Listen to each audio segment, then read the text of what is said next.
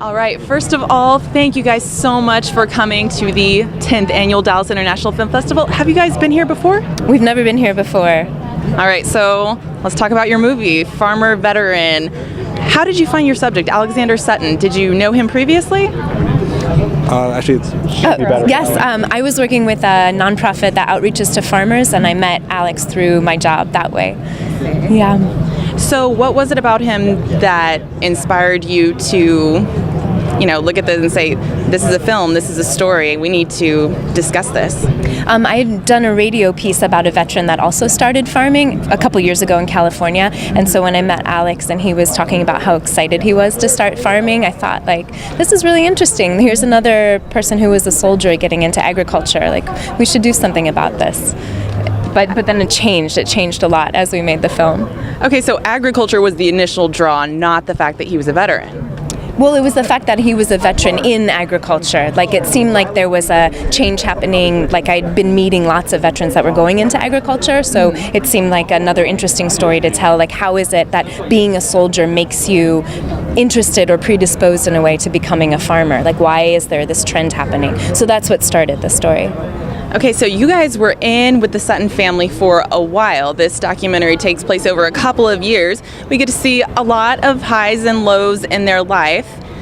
And how did they feel about you guys kind of embedding yourselves? We see wonderful things like their wedding reception.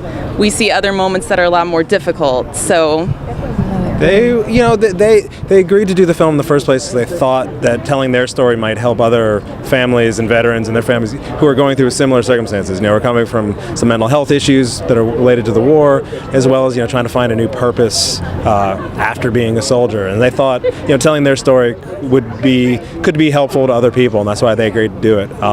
It wasn't really supposed to be like a 6-month project. We're now 4 years later, but they were amazingly patient with us and with the and allowing us sort of a very intimate look into their lives, just thinking it's going to help other people. And to them, that was worth it. I thought it was a really interesting choice how you decided not to omit your voices from the actual documentary. So how did you proceed when you're filming and we get to a moment where Alex is kind of like, I'm done, I'm not doing this anymore? Mm-hmm. We had decided that we would always respect that if there was a place and he was like, I just can't have you, this is my breaking point essentially, that we would always respect that. So we basically said in the beginning, when you need us to stop for your own needs, we will stop, we will honor that. But until you say stop, we're going to be there asking questions, filming, watching. So that was kind of the agreement that we made with, I think, deep trust and compassion, that when he needed us to call it off, we would call it off.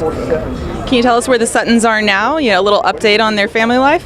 They are still in Jackson Springs, North Carolina. They got 2 kids. It's a day to day. Alex has good weeks and Alex has not so good weeks. They're still trying to make the farm work. They're still trying to make their family work. They're in a similar position to where they were in the film, I would say. I grew up in a small town, and therefore we had a lot of, the kids I graduated high school with went to the military, were deployed and came back, and it seems like all of us know several friends now. If you're from my town, you know several friends who have suffered or are suffering with PTSD. So I really enjoy that you guys brought it here. It's such a pertinent topic for our time. So what are your kind of hopes for the goals of the film? Where are you wanting to take it?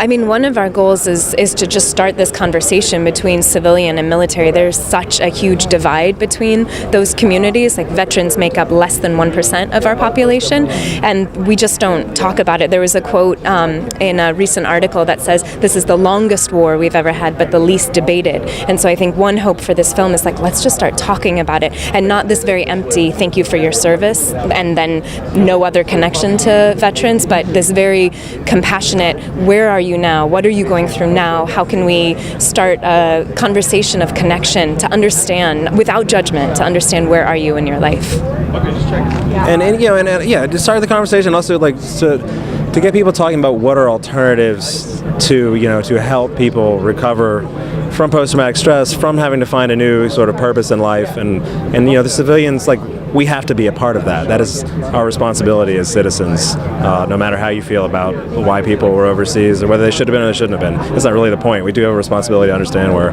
people are coming from and what we can do to sort of help them find a new path forward. Well, congratulations. It's a great film, and look forward to seeing you guys again. Thank you. Thanks so much.